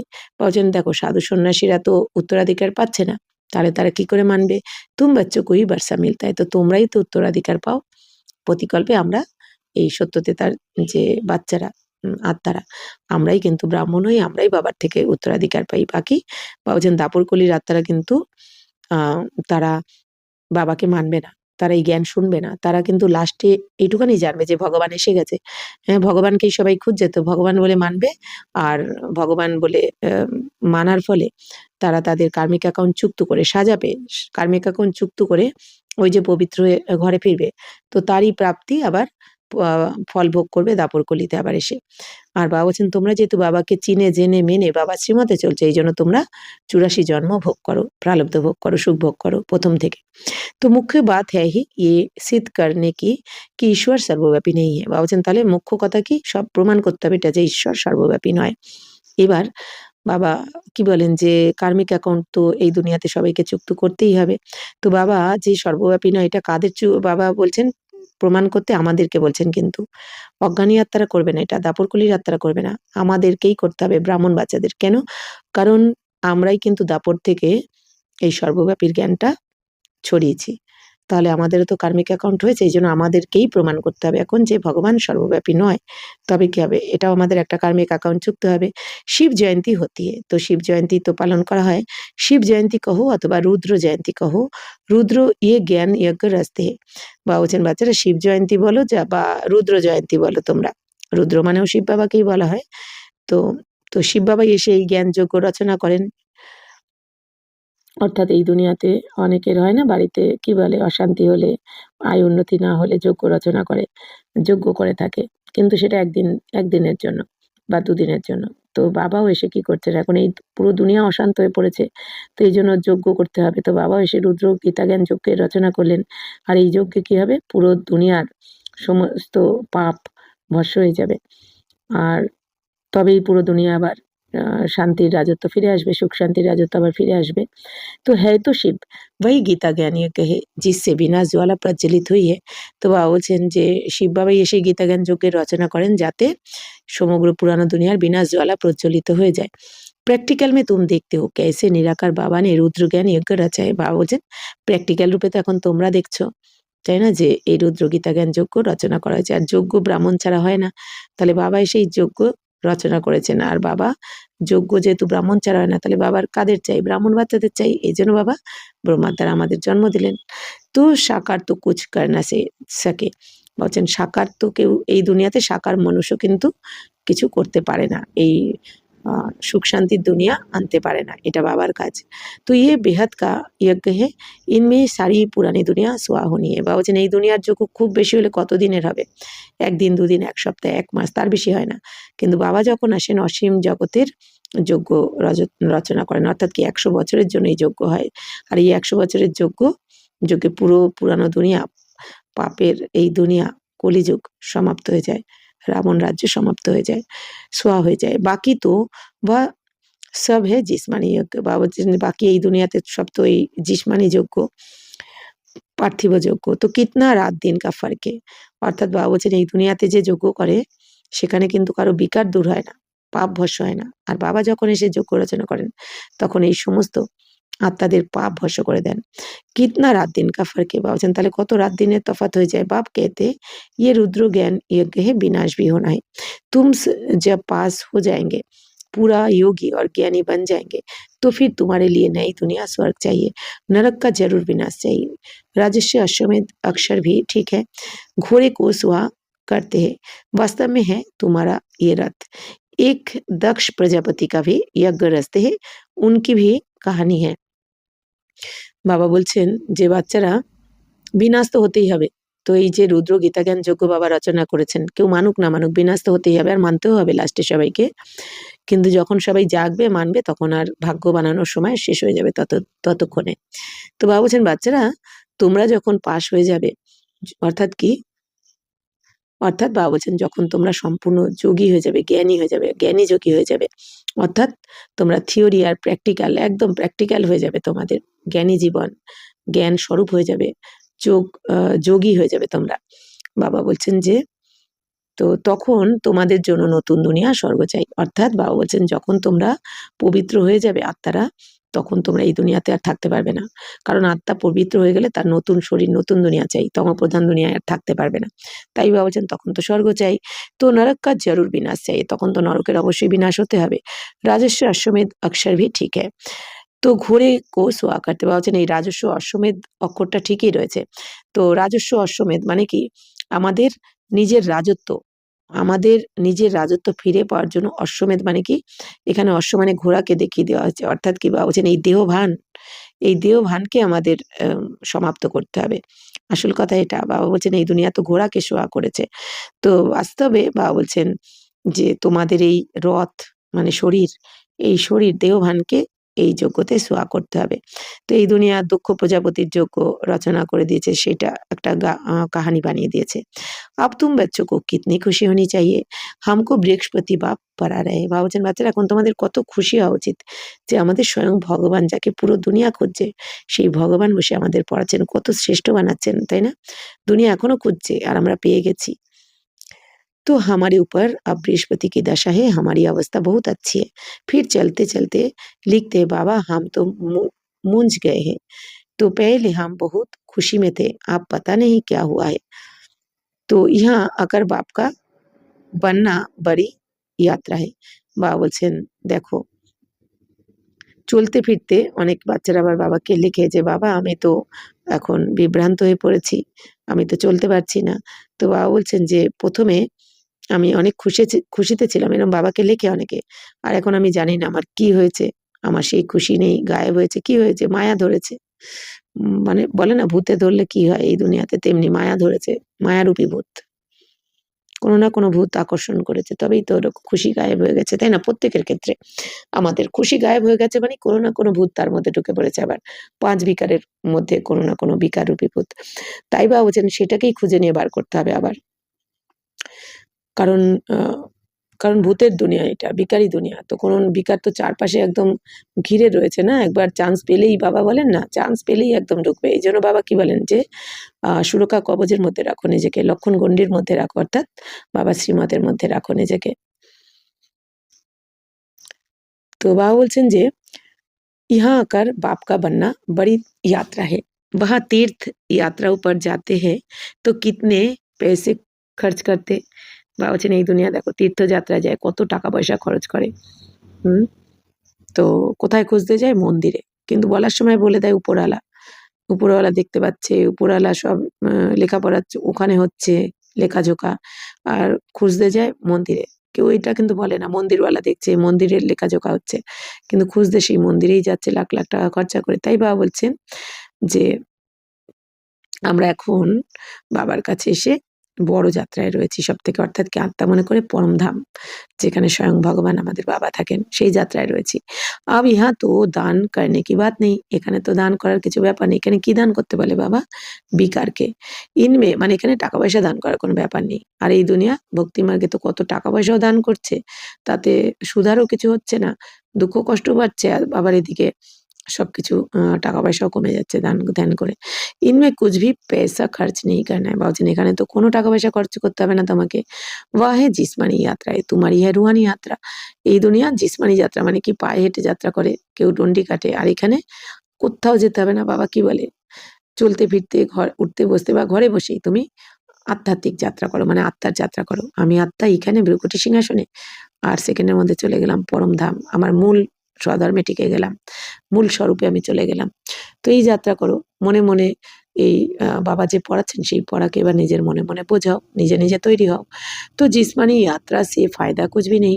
বাবা বলছেন এই শরীরের যাত্রা করে কিচ্ছু লাভ হবে না, হয়ও নি। ২,৫০০ বছর ধরে ভক্তি তো বেড়েছে, আগে কত কম ভক্তি হতো, এখন কত বেড়েছে। তার মানে কি দুঃখও বাড়ছে। ভক্তি করে তো দুঃখ কমার কথা, তাহলে কমছে না মানে কি? তার মানে ফায়দা হচ্ছে না। তো গীত মে ভি হ্যায় না, চারোं ओर लगाए फेरे फिर भी जन्म जन्माন্তর দূর রহে। বাবা বলছেন দেখো গায়নও রয়েছে ভক্তি মার্গে যে চারদিকে আমি ফেরি লাগালাম, মানে কি চারদিকে কোনো মন্দিরই বাদ রাখলাম না, তীর্থযাত্রা বাবা বলছেন দর্শন করতে কিছুই বাদ রাখলাম না, কিন্তু তবুও জন্ম জন্ম ফেরি লাগিয়েও সেই দূরেই রয়ে গেলাম, ভগবানের থেকে পেলাম আর না। তো अभी तुम समझते हो कितनी ढेर यात्राएं की होगी। বা বলছেন এখন তোমরা বুঝে গেছো কত যাত্রা করেছো 2500 বছর ধরে তোমরা ভগবানকে পাওয়ার জন্য। কাহা না কাহা মানুষ যাতে জরুর হে, তাই না? কোথাও যদি জেনে যায় ওইখানে একটা মন্দির দূরে, সেখানেও চলে যায়, এতগুলো এত সিঁড়ি উঠতে হবে তাও চলে যায় কষ্ট করে, যদি ওখানে পেয়ে যাই। সব জায়গায় যাওয়া হয়ে গেছে, ওই একটাই বাকি। তো হরিদ্বার মে গঙ্গা জি पर जरूर जाते। তো হরিদ্বারেও যায় সবাই। তো পতিত পাবনী গঙ্গা समझते हैं ना। তো পতিত পাবনী যেহেতু গঙ্গা মনে করে, যেন হরিদ্বারেও যায়। তো আব বাস্তব মে তুম হো সচ্চি সচ্চি জ্ঞান গঙ্গায়। বলছেন বাচ্চারা, তো সত্যিকারের জ্ঞান গঙ্গা তো তোমরা।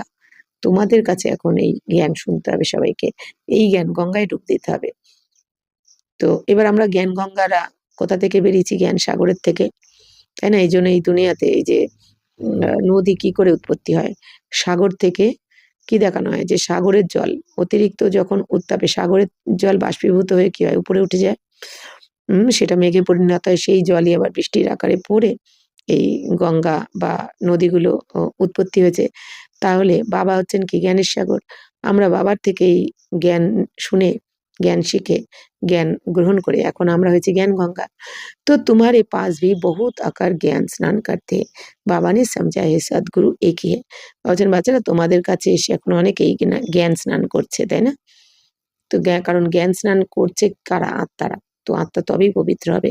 তো বাবা এখন বুঝিয়েছেন সদ্গুরু তো একজনই, শিব বাবা। সর্বকা সদ্গতি দাতা শিবায় এক সদ্গুরুকে और कोई गुरु नहीं। বাবা বলছেন সবার সদ্গতি দাতা হচ্ছেন কি? এই এক শিব বাবা, বাকি আর কোনো গুরু নেই। বাপ कहते हैं मैं तुमको, হ্যাঁ গুরু আমরা করেছি। কলিযুগ থেকে আমরা গুরু করেছি। কেন? যখন পুজো করতে করতেও নানা দেবদেবীর পুজো করেও যখন সুখ শান্তি পেলাম না, তখন আমরা কলিযুগে এসে সাধারণ মনুষ্যদের আমরা গুরু বানিয়ে তাদের শরণাপন্ন হয়েছি মুক্তির জন্য, দুঃখ কষ্ট থেকে। কিন্তু তারা কিন্তু মুক্তি দিতে পারেনি, কারণ তারাই মুক্তির জন্য ভগবানকে খুঁজছে। তাই বাবা বলছেন कि बाप कहते मैं तुमको कल्प कल्प संगम युग पर आकर सदगति दे পূজারি সে পূজ্য বানাতো। বাবা আসেন প্রতি কল্পে 5000 বছর পর পর সঙ্গম যুগে এসে আমাদের সদ্গতি দেন, দিয়ে আমাদের পূজারি থেকে আবার পূজ্য বানান। তো ফির মানে পূজ্য দেবী দেবতা বানান। ফির তুম পূজারি দুঃখী বান যাতে हो। বাবা বলছেন তারপর তোমরা আবার পূজারি হয়ে দুঃখী হয়ে পড়ো। তো ये भी अभी पता पड़ा है। बाबा বলছেন এই সমস্ত জ্ঞান এই এখনই জানা যায়। बरोबर हमारा आधा कल्प राज्य चलता है, फिर द्वापर में हम सो देवी देवता वाम मार्ग में चले जाएंगे। বাবা বলছেন বরাবর আমরা কিন্তু আধা কল্প রাজত্ব করেছিলাম সত্য তেতাতে। তারপর যখন দাপর থেকে আমরা দেহভানে চলে আসলাম, তখন আমরা দেবী দেবতারা বাম মার্গে চলে আসলাম। ডান মার্গ মানে কি? স্বর্গ, সুখধাম। আর দেবী দেবতারা যখন বাম মার্গে চলে আসলো মানে দাপুর কলিতে, সেটা হচ্ছে কি দুঃখধাম, বিকারি দুনিয়া। তো जब রাবণ রাজ্য শুরু হতা है তব সেই বাম মার্গ শুরু হতা है। বা বলছেন রাবণ রাজ্য যখন থেকে শুরু হয় মানে দাপর থেকে, তো তখন থেকে বাম মার্গ শুরু হয়ে যায়। তো উনকি ভি निशानियाँ हैं। तो तार लक्षण रही जगन्नाथ के मंदिर में जाओ तो अंदर काली मूर्ति है, बाहर में देवताओं के गंदे चित्र है। বাবা বলছেন দেখো জগন্নাথের মন্দিরে গেলে কি দেখা যায়? ভেতরে কালো মূর্তি। কালো মানে কি? এরা কামচিতাতে বসে কালো হয়ে গেছে দাপর থেকে। আর বাইরে দেবতাদের সমস্ত বিকারী চিত্র দেখানো হয়েছে। তার মানে কি? দেবী দেবতারা বাম মার্গে যখন আসে তখন এই কাম বিকারের জন্য এরা কালো হয়ে যায়। অর্থাৎ কি? এরা पापेर कामचिताएं बसे कालो हो जाए। तो उस समय अपने को भी थोड़े ही समझ में आता था कि क्या है, তাই না? তো আগে আমরা যখন যেতাম এগুলো তো বুঝতাম না, এখন বাবা এসে বোঝাচ্ছেন যে এর রহস্যটা। বিকারী মনুষ্য বিকারী দৃষ্টি সে দেখেঙ্গে। যারা বিকারী তারা কিন্তু বিকারী দৃষ্টিতেই দেখবে মন্দিরের চিত্রগুলো। কিন্তু বাবা বলছেন এখন তোমরা বুঝেছ যে রহস্যটা কি। তো समझते थे देवताएं भी বিকারী थे। তো তার মানে কি? তো এর দ্বারা বোঝানো হয়েছে দেবী দেবতারাও বিকারী হয়ে গেছে না দাপর থেকে। ইয়ে লিখা হুয়া হে দেবতায় বাম মার্গ মে যাতে। বা বলছেন এটা লেখাও রয়েছে দেবতারা বাম মার্গে চলে যান। অর্থাৎ কি? বাম মার্গ মানে রাবণ রাজ্য। ড্রেস ভি দেবতাও কি দি হ্যাঁ, তাহলে ড্রেসগুলো কিন্তু দেবী দেবতাদেরই, অথচ পিকচারগুলো বিকারী मूर्तिगुलो। तो यहाँ भी दिलवाड़ा मंदिर में जाओ तो ऊपर में स्वर्ग लगा हुआ है, नीचे तपस्या में बैठे। इन सब राजों को और कोई जानते नहीं है। बाबा का तो अनुभव অनुभবী রথ হ্যাঁ না। বা বলছেন আবার তোমরা এই মাউন্ট আবুতে দিলবারা মন্দিরে গিয়ে দেখো, ওপরে মন্দিরের ওপরে যেখানে ঝাড় লাগানোর কথা সেখানে দেবী দেবতাদের মূর্তি দেখানো হয়েছে, মানে স্বর্গ লেগে রয়েছে, মানে দেবী দেবতা। আর নিচে দেখানো হয়েছে তপস্যা করছে সবাই, মানে কি তপস্যা করে এরা চর্তিকলায় যখন যাচ্ছে তখন দেবী দেবতা হয়ে যাচ্ছে, এটাই বোঝানো হয়েছে। তো সব কিছু এগুলো সব বা বলছেন তোমাদের রহস্য বোঝানো তো রয়েছে, किंतु केव जाने ना ये रहस्य के। तुम बच्चे आप समझ रहे हो, आत्मा और परमात्मा अलग रहे बहुकाल, সুন্দর মেলা কর দিয়া জব সদ্গুরু মিলা দালাল। বাবা বলছেন এখন তোমরা জানো যে এই যে গায়নটা রয়েছে কথাটা, যে আত্মা পরমাত্মা অনেক বহু বছর আলাদা ছিল। আর যখন এদের দালাল রূপে যখন বাবা যখন দালালের শরীরে আসলেন তখন আমাদের সুন্দর মেলা হলো। অর্থাৎ বাবা যখন ব্রহ্মা বাবার শরীরে আসলেন তখন আমরা এই সুন্দর মেলা, মানে কি মিলন মেলা হলো, মানে আত্মারা পরমাত্মার সাথে মিলিত হয়ে গেল। তো এটা কিন্তু শাস্ত্রে লেখাও রয়েছে, তুম जो पहले अलग हुए हो फिर তুমি আকার पहले मिलते हो। বাবাজান তোমরাই তো প্রথমে আলাদা হয়েছো বাবার থেকে পরমধামে, এই জন্য তোমরাই সেখানে প্রথমে বাবার সাথে মিলিত হয়েছো। তো সত্যযুগ কা ফার্স্ট প্রিন্সেস শ্রীকৃষ্ণ, তাহলে পরমধাম থেকে যে আত্মারা সবার প্রথমে এই সত্যযুগে নামবে, সত্য বা ত্রেতাতে নামবে, তো যে আত্মা যত প্রথমে আসবে এই দুনিয়াতে সত্যযুগে, সে প্রথমে ভক্তিও শুরু করবে দাপর থেকে, আর সেই আত্মাই কিন্তু সবার প্রথমে দেখা মানে বাবার সাথে মিলিত হবে। তাই বাবা বলছেন तो सत्ययुगेर प्रथम राजकुमार के श्री कृष्ण, श्री कृष्ण का बाप भी तो होगा ना, श्री कृष्ण के माँ बाप का इतना कुछ दिखाते नहीं। বা বলছেন সত্যযুগের প্রথম রাজকুমার শ্রীকৃষ্ণ, তো শ্রীকৃষ্ণের তো মা বাবাও থাকবেন, কিন্তু শ্রীকৃষ্ণের মা বাবার কিন্তু এত মহিমা হবে না যেরকম শ্রীকৃষ্ণের হবে। तो सिर्फ दिखाते माथे पर रखकर नदी से उस पर ले गया, राजा यदि कुछ नहीं दिखाइए, उनके बाप की महिमा क्यों नहीं है, अभी तुम जानते हो। इस समय श्री कृष्ण की आत्मा ने अच्छी रीति पढ़ाई पढ़ी है, जिस कारण माँ बाप से भी उच्च पद पाया है। बाबा बोलছেন খুব সুন্দর রহস্য বলছেন আজকেও। বাবা বলছেন যে দেখো বাচ্চারা, শ্রীকৃষ্ণের মা বাবার তো এত মহিমা দেখানো হবে না, থাকবে না শ্রীকৃষ্ণের অথচ শ্রীকৃষ্ণের অনেক মহিমা হবে। তো বাবা বলছেন ভক্তিমার্গে কী দেখিয়ে দিয়েছে, শ্রীকৃষ্ণকে মাথায় করে নিয়ে নদীর ওপারে রেখে এসেছে না, তো তো রাজত্ব কিন্তু কিছু দেখায়নি এই দুনিয়াতে। তো বাবা বলছেন তার বাবা মার কেন মহিমা নেই। বাবা বলছেন এখন তোমরা জেনেছো যে শ্রীকৃষ্ণের আত্মাও তো এখন বাবার কাছে পড়াশোনা করছে, তাই না।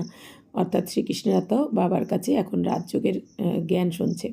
তো রাজযোগের জ্ঞান শুনে সম্পূর্ণ পবিত্র হয়েই তো ওই পারে যাবে, দুঃখধাম থেকে সুখধামে যাবে। তো জিস কারণ মা বাপ সে ভি উঁচু পদ পায়া হে, এই কারণে মা বাবার থেকে উঁচু পদ পাবে। তাহলে শ্রীকৃষ্ণের যে জন্ম দেবে মা বাবা, তারা হচ্ছে অ্যাডভান্স পার্টির, আর শ্রীকৃষ্ণ হচ্ছে কি অ্যাডভান্স স্টেজের আত্মা। তাহলে অ্যাডভান্স পার্টির আত্মারা যারা রাধা কৃষ্ণ এদেরকে জন্ম দেবে, তো সেই অ্যাডভান্স পার্টির আত্মারা কিন্তু এখানেই শরীর ছাড়বে, কারণ তারা এখানে শরীর ছেড়ে তাদেরকে তো আবার অ্যাডভান্স স্টেজে আসতে হবে, তাই না। কিন্তু তাই বাবা বলছেন কি, তো এই জন্য তার মা বাবার কিন্তু গায়ন হবে না ভক্তিমার্গে, কারণ তার মা বাবা তো এই আসলে তো সব এখানকার কথা। সঙ্গমে অ্যাডভান্স পার্টির আত্মা যারা জন্ম দেবে শ্রীকৃষ্ণকে, তো তারা জন্ম দেওয়ার পর তারাও তো একটা সময় শরীর ছেড়ে তারাও তো অ্যাডভান্স স্টেজে আসবে, আর অ্যাডভান্স স্টেজের আত্মা মানে সত্যযুগের আত্মা, তো তাদেরই তো গায়ন হবে। তাই বাবা বলছেন এই দুনিয়া এই জন্য শ্রীকৃষ্ণের মহিমা দেখিয়েছে, শ্রীকৃষ্ণের মা বাবার নয়। এই কারণে শ্রীকৃষ্ণের আত্মাও উঁচু পদ পেয়ে গেছে, তাই না। তো तुम समझते हो हम श्री कृष्ण की राजधानी में थे, स्वर्ग में तो थे ना, तो फिर हम चंद्रवंशी बने, अब फिर सूर्यवंशी बनने के लिए श्रीमत पर चल, पावन दुनिया के मालिक बनेंगे। বাবুজান বাচ্চারা এখন তোমরা বুঝেছো যে আমরা শ্রীকৃষ্ণের রাজধানীতে ছিলাম, স্বর্গে ছিলাম, এরপর সত্যযুগের পর আমরা চন্দ্রবংশী মানে ত্রেতাতে এসেছি। তো এখন আবার আমাদের অন্তিমে পুরুষার্থ করে সূর্যবংশী হওয়ার জন্য শ্রীমতে চলতে হবে, মানে আবার শ্রীকৃষ্ণের সাথে রাজত্ব করার জন্য আবার আমাদের শ্রীমতে চলতে হবে। तो हर एक अपनी अवस्था को देख सकते हो, अगर हम इस समय শরীর छोड़ दे तो किस गति को पाएंगे। বা বলছেন এখন তোমরা তোমাদের অবস্থাকে সবাই জানো, এখন যদি এই মুহূর্তে আমরা কেউ শরীর ছাড়ি তাহলে আমি কি গতি হবে আমার। তার মানে আমি নিজেকে কতটা শুধরেছি, আমার মধ্যে কতটা শতপ্রধানতা এসেছে, তাই না? তো জ্ঞান গুণ শক্তিকে কতটা ধারণ করেছি, কতটা পবিত্র হয়েছি। তাই বাবা বলছেন তাহলে কি গতি হবে এটা তো তোমরা জানো। হরেক সমাজ শক্তি বাবা বলছেন তোমরা প্রত্যেকে জানো। জিতনা বাপকে ইয়াদ করেঙ্গে উতনে বিকর্ম বিনাশ হোঙ্গে। এখন যত আমরা বাবার শ্রীমতে চলবো তত আমাদের বিকর্ম বিনাশ হবে। মানুষকে উপর অর্থাৎ কি বাবার প্রতিটা কর্ম বাবার শ্রীমত অনুযায়ী হতে হবে, চলতে ফিরতেও বাবাকে কর্মযোগী হতে হবে, আবার বসেও আমাদের স্মরণ করতে হবে, যোগযুক্ত হতে হবে। मनुष्य के ऊपर कोई आफतें व दुख आता है व दिवाला निकलते हैं तो साधुओं का जाकर संग करते বা বলছেন এই দুনিয়াতে দেখো কারোর কোনো দুঃখ আসুক বা বাধা বিপত্তি আসুক তখন কি হয় সাধু সঙ্গ করে গিয়ে फिर मनुष्य समझते ये तो भगत आदमी है ठगी थोड़ी करेंगे ऐसे ऐसे भी 2-4 वर्ष में बहुत धनवान हो जाते। তো মানুষ কি মনে করে যে এরা তো ভক্ত, তো এরা তো আর ঠকাবে না। তো এরকম তাদের কাছে গিয়ে আ যায় ভক্তরা চলে যায়। তো ২-৪ বছরে তারা অনেক ধনবান হয়ে যায়। তো উনোকে বহুত ছিপে হুয়ে पैसे होते মানে সাধু সঙ্গ এই দুনিয়াতে অনেকের টাকা-পয়সা হয়ে যায়। ভক্তরা এসে দিতে থাকে। तो हर एक अपनी बुद्धि से समझ सकते हैं। तुम्हारे में भी बहुत है जो बहुत कम याद करते इसलिए बाबा कहते हैं अपना कल्याण चाहते हो तो अपने पास नोटबुक रखो। চার্ট নোট করো। বাবা কি বলছেন বাচ্চারা তোমাদের মধ্যেও কিন্তু অনেকেই অনেক কম স্মরণ করে বাবার শ্রীমত কম মেনে চলে। এইজন্য বাবা বলছেন যে যদি নিজের কল্যাণ করতে চাও তাহলে নিজের কাছে নোটবুক রাখো, চার্ট রাখো যে তুমি সারাদিনে কত সময় শ্রীমতে চলেছো আর কত সময় শ্রীমতের উল্লঙ্ঘন করেছো, দেহবান এসে কি করেছো, আত্মিক স্থিতিতে থেকে কতটা স্মরণ করেছো তো নোট করো। অর্থাৎ সারাদিনে কতক্ষণ আমি যোগযুক্ত থেকেছি। तो मनुष्य तो सारी जीवन की भी हिस्ट्री लिखते हैं, तुमको तो सिर्फ याद का चार्ट लिखना है, আপনি ही উন্নতি है। বলছেন দেখো এই দুনিয়াতে তো অনেকে ডায়েরি লেখার স্বভাব থাকে না, অর্থাৎ কি সারাদিনের চার্ট লেখে, সারা জীবনের কাহিনী লিখে দেয় ডায়েরিতে। বাবা বলছেন তোমাদের তো এত কিছু লিখতে বলেনি, বাবা বলেছেন খালি স্মরণের যাত্রা, কতক্ষণ বাবার স্মরণে ছিলে সেইটা লেখো ডায়েরিতে, সামনে রাখতে হবে যেন ডায়েরিতে না যে এতটা সময় আমার দেহবান এসে গেছে, এতটা সময় আমার ব্যর্থ সংকল্প চলেছে বা এতটা সময় আমি শ্রীমতেই চলেছি, এতটা সময় আমি স্মরণে ছিলাম বাবার, এইভাবে চার্ট রাখতে বলছেন বাবা। বা কতটা সময় আমি অমৃতবেলা করেছি, কবে অমৃতবেলা কতটা সফল করেছি, নুমা শ্যাম, মুরলি, পড়াশোনা, মনন চিন্তন সবকিছু বাবা বলছেন চার্ট রাখো, তাহলে বুঝতে পারবে কতটা পুরুষার্থ করছো তুমি। तो बाबा को याद नहीं करेंगे तो उच्च पद पा नहीं सकेंगे, विकर्म विनाशी नहीं होंगे तो उच्च पद कैसे पाएंगे। বলছেন বাবাকে স্মরণ না করলে তো উঁচু পদ পাবে না, বিকর্ম বিনাশী যদি না হয় তাহলে উঁচু পদ কি করে পাবে। ফির সাজায় খানি পড়েগি। বলছেন বিকর্ম বিনাশ না হলে তাহলে সাজাকে তোমাকে পবিত্র হতে হবে। মুচরা जो नहीं खाएंगे तो पद अच्छा मिलेगा। বলছেন এখন যারা মুচরা মানে কি যারা সাজা খাবে না তারা খুব ভালো পদ পাবে। মুচরা খাকার ফির কুছ থোড়া বহুত পদ পানা বা কিয়া কাম কা। বলছেন সাজাও খেলে আবার পদও কম পেলে তাহলে আর কি লাভ হলো। সাজা খেয়ে যদি উঁচু পদ পেতাম তাহলেও একটা কথা ছিল। তো ধর্মরাজ কা মোচরা না খায়ে তো বেজ্জতি না হো ইয়ে পুরুষার্থ করনা है। বলছেন ধর্মরাজের যাতে সাজা খেতে না হয়, তোমার যাতে মান সম্মান নষ্ট না হয়ে যায়।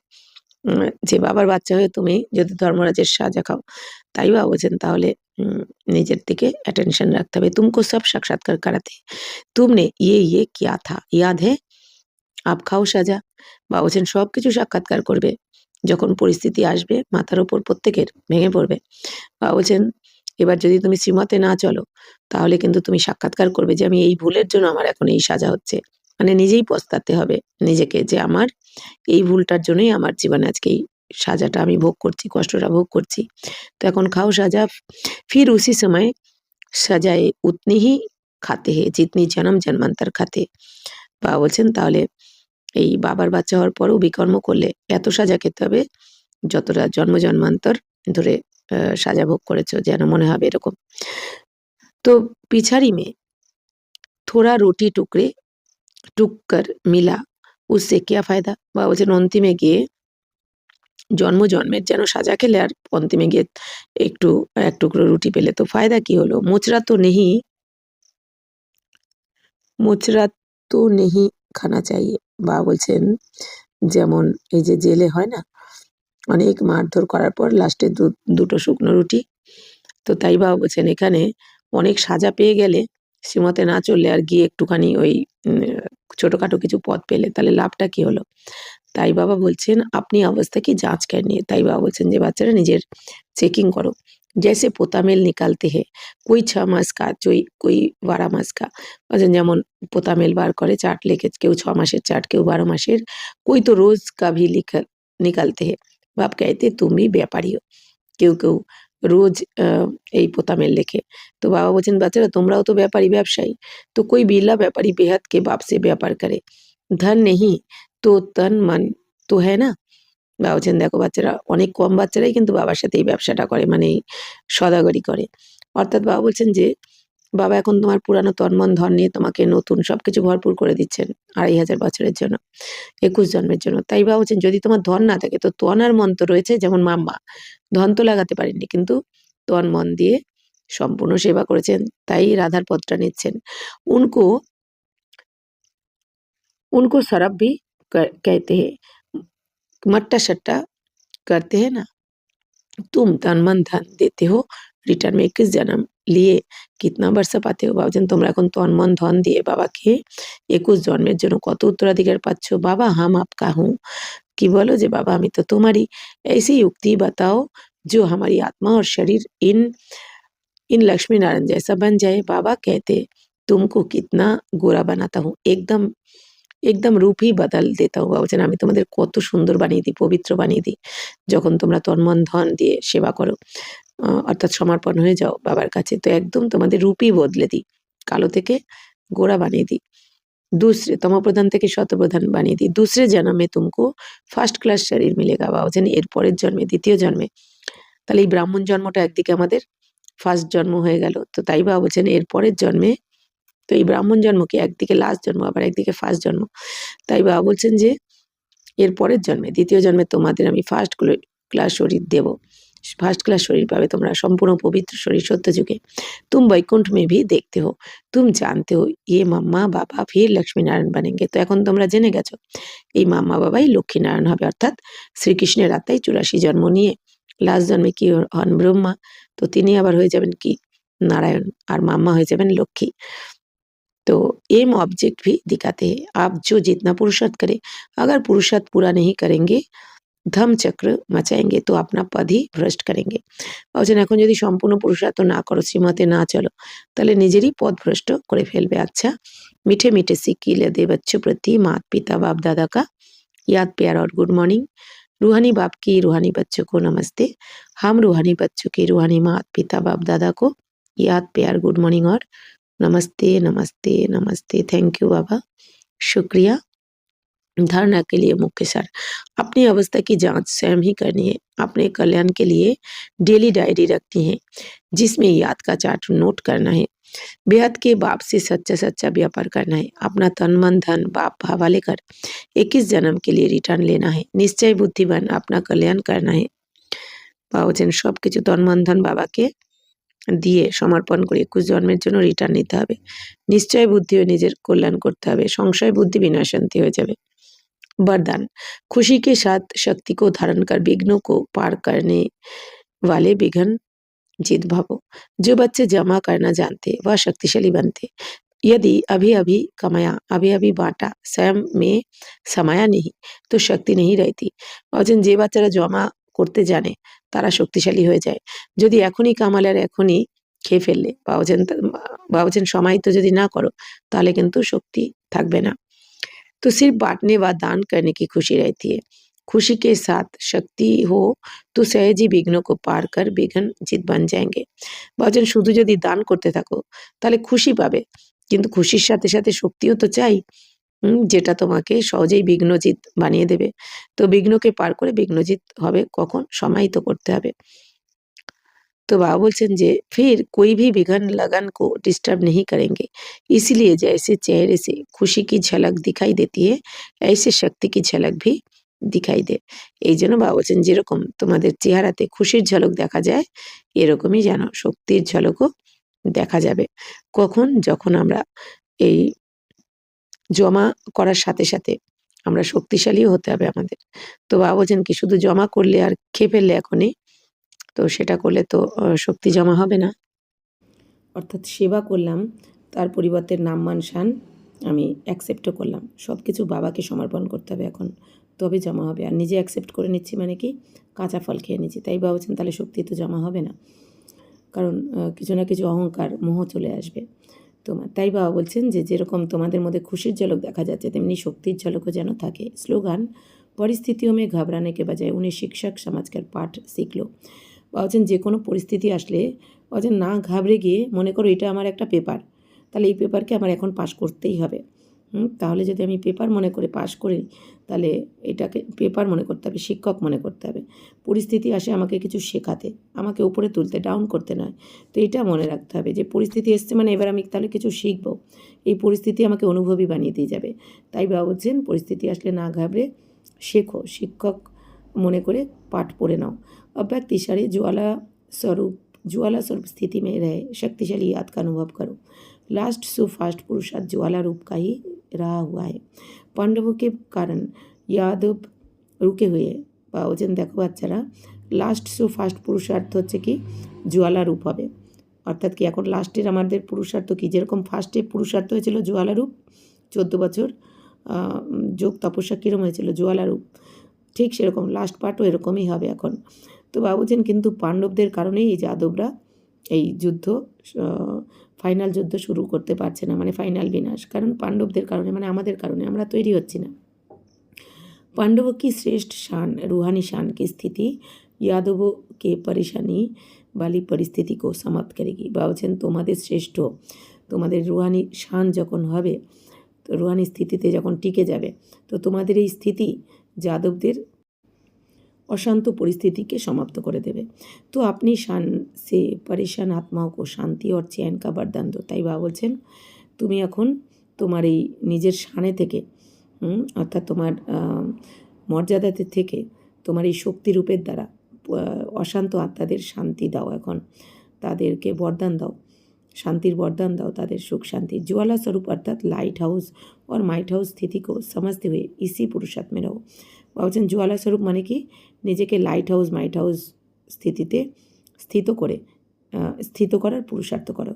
অর্থাৎ আমি লাইট হাউস মাইট হাউস, অর্থাৎ এখন আমাকে সবাইকে, দুনিয়ার সমস্ত অশান্ত আত্মাদেরকে রাস্তা দেখাতে হবে আর সবাইকে শক্তিও দিতে হবে। তাই বলছেন এই স্থিতিতে এখন স্থিত করে নাও নিজেকে। আচ্ছা, ওম শান্তি।